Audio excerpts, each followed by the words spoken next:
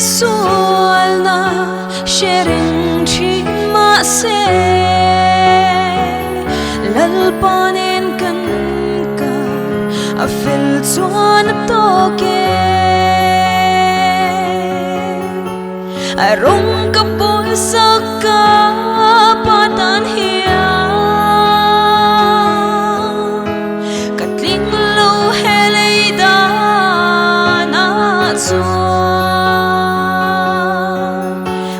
setling amin pom tu kalal pahi faklo thei kanilo ke misol hia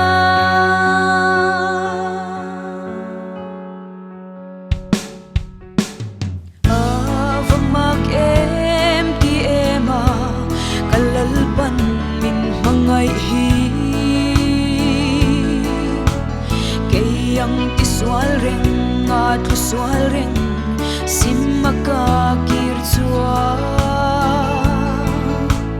mingai dam turin amwangai lo kaswal na te kapat hinlung at hai bawaniya vangrama katanam hun min buat say sak chua katana toke ka engkim ansi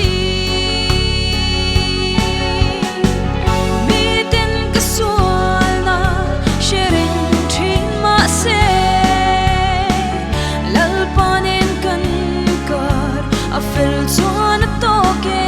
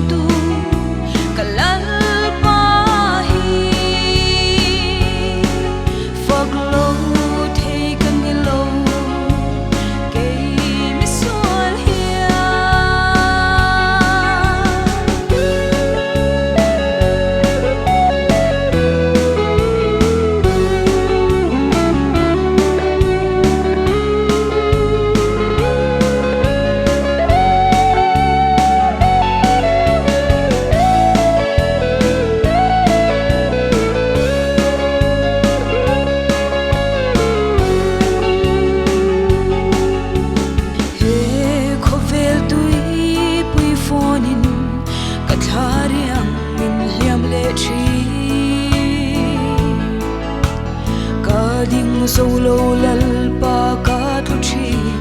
minti chak le ro